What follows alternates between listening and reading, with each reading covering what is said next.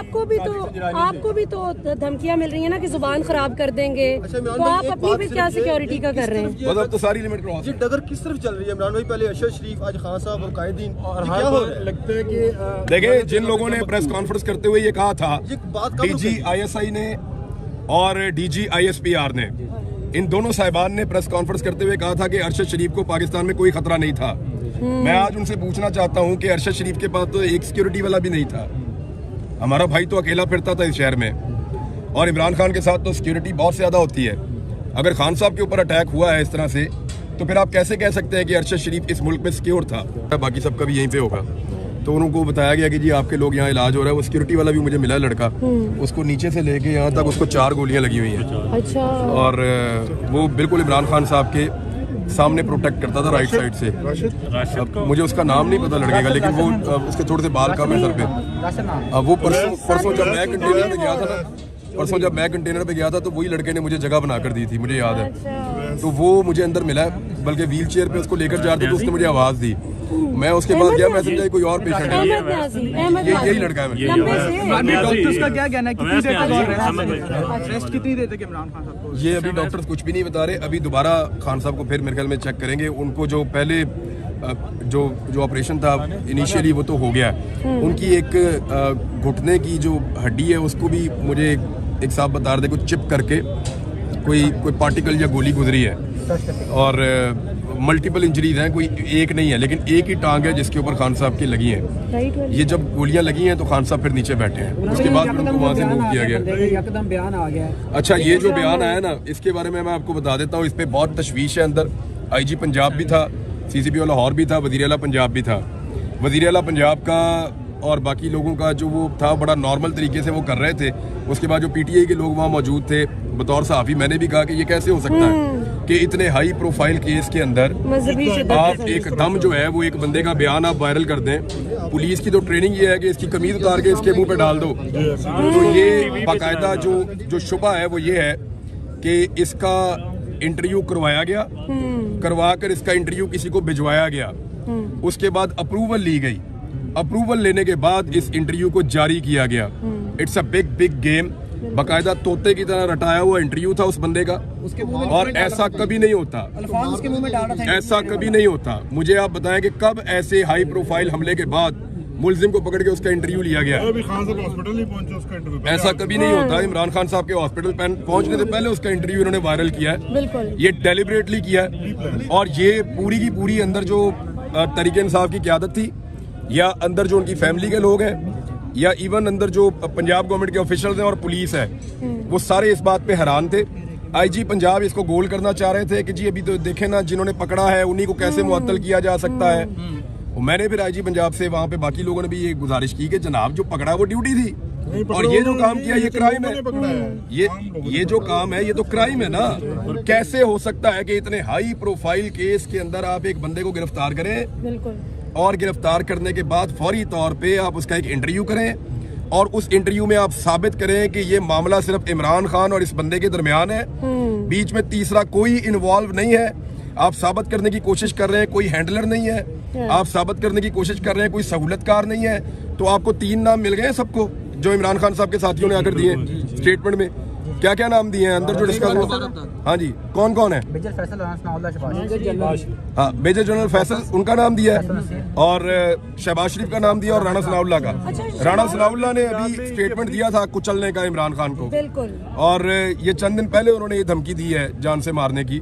उसके अलावा शहबाज शरीफ का भी उन्होंने नाम दिया है, और ये तीनों नाम अब आपके सामने हैं। किसमें?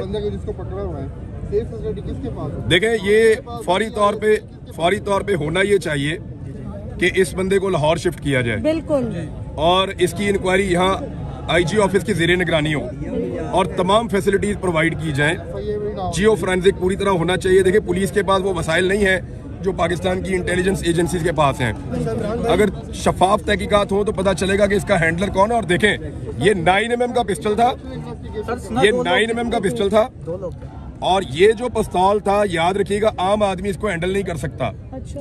मैं वेपन्स को जानता हूँ। ये 9mm का पिस्टल था, इसमें 18 गोलियां मैक्सिमम डलती हैं।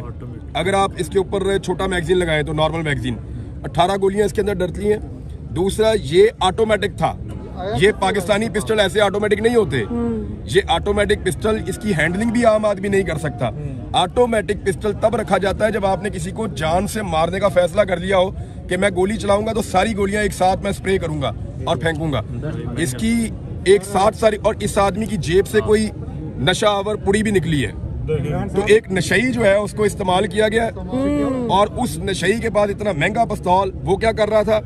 दूसरा ये जो अजान वाला एलिमेंट डाला गया ना बीच में, ये झूठ है। कहा जा रहा है कि 2 बंदे। मैं परसों कंटेनर पे था, मैं आपको क्लियर कर देता हूँ। ये बिल्कुल, मैं परसों कंटेनर पे था, वहाँ पे अजान होती है बिल्कुल कंटेनर के मैं नहीं, बिल्कुल वो अजान वाली बात कंप्लीट कर ले। मैं भी परसों थी, बिल्कुल सही मैं बात परसों है। कंटेनर पे था, बिल्कुल कंटेनर के ऊपर बाकायदा अजान होती है। वो अजान मुझे ऐसा लगा जैसे फैसल जावेद खान की आवाज में है या फैसल की आवाज में है या किसी और की, लेकिन वो कंटेनर के स्पीकर से अजान चलती है। बिल्कुल अजान दी जाती है कंटेनर के स्पीकर से। उसके बाद वहाँ पे जो लोग मौजूद होते हैं कंटेनर पे, वहाँ कुर्सी मौजूद है और एक सोफा मौजूद है, वो लोग उसके ऊपर बैठ के नमाज पढ़ते हैं। बिल्कुल बिल्कुल मैंने खुद वहाँ पे लोगों को नमाज पढ़ते हुए अजान के बाद देखा है। एजाज चौधरी साहब वहाँ नमाज पढ़ रहे थे, अजान के बाद बिल्कुल खामोशी कर दी गई थी थोड़ी देर के लिए। फिर वहाँ पे इमरान खान साहब ने नमाज पढ़ी है, बाकी लोग वहाँ पे मौजूद थे, उन्होंने भी नमाज पढ़ी है। तो उसके बाद दोबारा इमरान खान साहब ने कहा कि अब नात से शुरू करो। फिर नजम शराज ने गालिबन 2 मरतबा एक नात पढ़ी, तो इमरान खान साहब ने कहा तुम फिर पढ़ो, उन्होंने फिर दोबारा नात पढ़ी। तो मुझे अच्छी तरह पता है कि ये जो एक बहाना बनाया गया ना, तोते की तरह रटा रटाया बयान कि अजान हो रही थी और गाने चल रहे थे, तो नहीं। एक तो जिस वक्त ये गोली चली है उस वक्त कवाली थी, आप वीडियो में देख सकते हैं कि उस वक्त अल्लाह वाली कवाली चल रही थी। दूसरा मैं जानना चाहता हूँ कि अजान के वक्त कवाली चलने पे इस आदमी ने पहले कितने कत्ल किए हैं? क्या ये ऐसे ही करता है हमेशा? हमारे यहाँ पे बार बार रबीउल अव्वल के भी हम लोग जश्न मनाते हैं, बाकी चीजें भी होती हैं। तो ये सिर्फ एक बंदे को ऐसा लगता है तैयार किया गया था, ये एक हो रहा है, इसके हैंडलर्स कोई और हैं और वो हैंडलर जो है उन्होंने फौरी तौर पे बंदोबस्त किया। और मैं आपको फिर बता रहा हूँ कि पहले ये वीडियो रिकॉर्ड की गई है, फिर इस वीडियो को सुनवा के अप्रूवल ली गई है।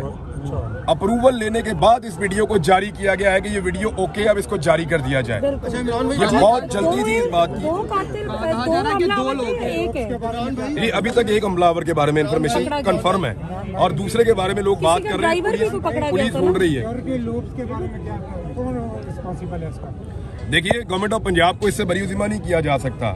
गवर्नमेंट ऑफ पंजाब की रिस्पॉन्सिबिलिटी है और वफाकी हुकूमत की भी रिस्पॉन्सिबिलिटी है इमरान खान को सिक्योरिटी देना, और अगर नहीं दे पाए तो गवर्नमेंट ऑफ पंजाब को भी इसका जवाब देना पड़ेगा। आपको भी तो धमकियां मिल रही है ना कि जुबान खराब कर देंगे, तो आप अपनी भी क्या सिक्योरिटी का कर रहे हैं? मतलब तो सारी लिमिट क्रॉस। डगर किस तरफ चल रही है इमरान भाई? पहले अरशद शरीफ, आज खान साहब और कायदीन, क्या हो लगता है कि देखिए, जिन लोगों ने प्रेस कॉन्फ्रेंस करते हुए ये कहा था, DG ISI ने और DG ISPR ने, इन दोनों साहिबान ने प्रेस कॉन्फ्रेंस करते हुए कहा था कि अरशद शरीफ को पाकिस्तान में कोई खतरा नहीं था। मैं आज उनसे पूछना चाहता हूं कि अरशद शरीफ के पास तो एक सिक्योरिटी वाला भी नहीं था, हमारा भाई तो अकेला फिरता था इस शहर में, और इमरान खान के साथ तो सिक्योरिटी बहुत ज्यादा होती है। अगर खान साहब के ऊपर अटैक हुआ है इस तरह से, तो फिर आप कैसे कह सकते हैं कि अरशद शरीफ इस मुल्क में सिक्योर था? 2 लोग अफगानिस्तान से पाकिस्तान में फैसिलिटेट किए गए थे, वो दोनों लोग अरशद भाई को कत्ल करना चाहते थे। हमें और बहुत सारे दूसरे लोगों को इस बात का पता था। अरशद भाई को बाकायदा उनकी तस्वीरें दिखाई गई थी और अरशद भाई का वो लोग पीछा कर रहे थे। ना सिर्फ वो पीछा कर रहे थे उनके ऑफिस तक, उनके घर तक, बल्कि उनको हरासा किया जा रहा था और उनको ये बताया गया था कि किसी भी वक्त आपको टारगेट कर दिया जाएगा। काफ़ी दिनों से अरशद भाई अपनी फैमिली, अपने बच्चों को भी बाहर नहीं लेकर जा रहे थे अपनी गाड़ी में साथ, कि मेरे पे जब हमला हो तो मैं अकेला मारा जाऊँ, मेरे साथ मेरे बच्चे नहीं होने चाहिए। लेकिन जब उनका चैनल बंद कर दिया, उसके बाद फिर उनके पास लड़ने के लिए हथियार ही कोई नहीं था, वजह ही कोई नहीं थी। तो देन उनको लोगों ने कहा कि अब आपको निकल जाना चाहिए, तो उन्होंने यही बेहतर समझा कि वो चले जाएं। उस रात अकेला अरशद शरीफ नहीं भागा था, मैं आपको कंफर्म कर देता हूं, उस रात 3 लोग भागे थे इस्लामाबाद से। 3 लोग जो इकट्ठे बैठे थे, उन्होंने मिलकर फैसला किया था कि आज हम इस्लामाबाद छोड़ देंगे जब तक हालात बेहतर नहीं होते। एक छोड़कर गए थे उस रात को काशिफ अब्बासी साहब, वो लाहौर आ गए थे। एक इस्लामाबाद को उस दिन छोड़ा था खाबर घुम्मन ने, वो अपने गांव चले गए थे, और एक अरशद शरीफ साहब ने, वो पाकिस्तान से बाहर चले गए थे। तो 3 लोग थे। आप बाकी 2 से पूछ लें कि उन्होंने उस रात इस्लामाबाद को क्यों छोड़ा था। इमरान भाई सारे जो ब्रिलियंट जर्नलिस्ट हैं वो छोड़ते जा रहे हैं, मोहित पीरजादा भी चले गए हैं मुल्क से, शाबर शाकिर भी चले गए हैं, ये क्या हो रहा है सर? आपके मुतालिक भी इसी तरह की खबरें चल रही थी और बल्कि आपके बारे में सुना भी आप भी जा रहे हैं बाहर। मेरे ख्याल में पाकिस्तान के ऊपर अब मजीद जबर मुसल्लत नहीं रह सकता। इंशाअल्लाह अब एक एक करके सारी लिमिट्स तो क्रॉस होती जा रही हैं। आज तो रेड लाइन क्रॉस हो अब गई। लीडर्स को भी गोलियां पड़ रही हैं लॉन्ग मार्च के। तो आप बताएं ना, मौलाना फजलुर रहमान साहब 2 मरतबा आए, बिलावल है, क्या गोली लगी उनको? बिलावल इतने लंबे रास्ते से आए, क्या उनको किसी ने हमला किया? मरियम थी। एक ड्रोन जो है वो सिर्फ उनकी बहन को लगा और उसके बाद जो पाकिस्तान में शोर मचा था वो आपके सामने है। और मरियम नवाज और हमजा शहबाज भी आए। इमरान भाई फैसल वाडा को नहीं शामिल करना चाहिए इन्वेस्टिगेशन में, फैसल वाडा को नहीं शामिल करना चाहिए इन्वेस्टिगेशन में, जैसा आपने ट्वीट भी किया आज। किसको? फैसल वाडा को। फैसल वाडा, हाँ बिल्कुल, देखें फैसल वाडा ने कहा था कि कुछ होगा और लाशें गिरेगी और अहम लोग जो हैं, बिल्कुल सर, उसने अहम लोगों का नाम, अहम लोगों की लाशें, जी सर, तो वो इमरान खान से अहम तो कोई नहीं है। इस वक्त पाकिस्तान का सबसे अहम आदमी वही है। सर वाडा की बात सच होगी ना आज? नहीं, मुझे अभी नहीं, इसकी इंक्वायरी होगी, आपको पता है? बताएं आपका सोर्स होगा, नहीं, आप बताएं ना, आप बताएं कहाँ पे हो? सबको पता है। तो फिर आप बता क्यों नहीं रहे? हम आपसे सुनना चाहते हैं। नहीं, आप बताएं, आप बता क्यों नहीं रहे? हम आपसे सुनना चाहते हम आपसे सुनना चाहते हैं, आप बताएं। देखें नहीं, हम बड़ा, आपसे सुनना चाहते हैं। देखो आपको पता है तो आप बताएं। आप बताएं ना किसने मारा? हैं। नाम लेना। आप नाम लें, आए सब पूछते हैं इनसे, नाम लें, बताएं बताएं किसने मारा? किसने मारा, नाम लें। आप पता क्या, आप यहाँ चस्का लेने आते हैं कि इसको भी मरवाओ, उसको भी मरवाओ, उसको भी मरवाओ। वो जो मारने वाले वो भी हमारे ही लोग हैं। खुदा की कसम इसलिए नहीं नाम लेते, इसलिए नाम लेने से नहीं डरते कि कोई हमें वो मार देंगे, इसलिए कि हम अपने लोगों की बेइज्जती नहीं करवाना चाहते, इसलिए कि हम इस मुल्क के वफादार हैं। डर नहीं लगता हमें, डर लगता होता भाग जाता मैं पाकिस्तान से बाहर गया था एक दिन के काम से।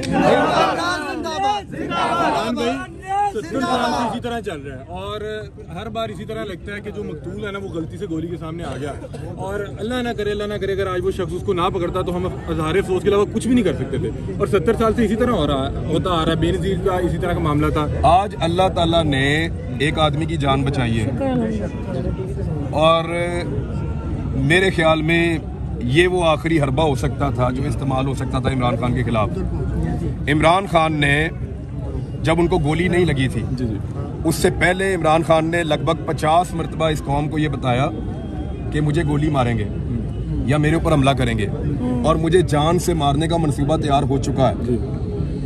उन्होंने ये भी कहा कि एक बंद कमरे में चंद लोगों ने मिलकर मुझे मारने का मंसूबा बनाया। उन्होंने ये भी कहा कि जब मुझे मार दिया जाएगा तो इसको कोई और रंग दिया जाएगा। वो हम देख रहे हैं, आपने सुना ना, क्या वो सारा कुछ सही साबित नहीं हो रहा? बिल्कुल। अब इंतजार करो इमरान खान के स्टेटमेंट का, वो क्या कहते हैं। इमरान भी आपको बड़े सीवियर थ्रेट हैं, तो आपने नहीं सोचा कि आप भी? देखो यार, मैं छोटा आदमी हूँ, मेरी तरह के और बहुत हैं इस मुल्क में, नहीं आप बड़े लेकिन आदमी बात हैं। यह है कि एक पॉलिटिकल लीडर जो इस मुल्क का वज़ीर आज़म रहा है वो बहुत बड़ी बात है। मेरे जैसे छोटे छोटे लोग आते रहते हैं, जाते रहते हैं और मेरे आने जाने से कोई फर्क नहीं पड़ता। आपकी खान साहब से मुलाकात हुई है?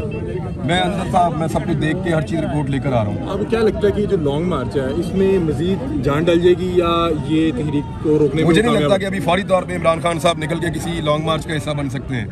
खान साहब की हालत उनकी देखें, वो 70 ईयर्स उनकी एज है, ये भी तो आप ध्यान में रखें। वो बहुत मजबूत आदमी है आसाबी तौर पे, बल्कि वो हॉस्पिटल में सब कंट्रोल कर रहे हैं। वो ये पूछ रहे हैं कि यार रश ना लगाओ, ये ना करो, वो ना करो, वो किधर है, उसको लगी और किसको लगी मुझे बताओ, इनको बुलाओ इधर। वो ये कर रहे हैं कि अपने जो बाकी जख्मी हैं उनको भी यहाँ बुलवा रहे थे कि उनको भी लेकर आओ इधर, इसी तरह उनका इलाज करो, और लोगों की खैरियत भी पूछ रहे थे। और उसके अलावा अग्रेशन तो है, फिर आपको आइडिया है सूरत हाल जिस तरह की बनी है उसमें कोई आदमी नॉर्मल नहीं रह सकता जिसके साथ आप इतनी बड़ी ज्यादती करें। इमरान भाई, पंजाब में कल बड़ी अहम मुलाकात हुई है, सादिक सिंजरानी साहब जो हैं परवेज़ इलाही साहब से मिले, तो आपको लगता है कि कोई हालात और उनका रुख भी बदल रहा है? क्योंकि पंजाब में जहाँ पे आपकी हुकूमत, सिक्योरिटी आपकी अपनी, और वहाँ पे इस तरह का मामला होता है और उसके बाद पकड़ के फौरी तौर पर जो बयान दिलवाया जाता है। सादिक सिंजरानी साहब को अपनी मुसीबत पड़ी हुई है ना, उनके ऊपर तहरीक-ए-एतमाद की तलवार है, तो वो उनके अपने अलग मामला हैं।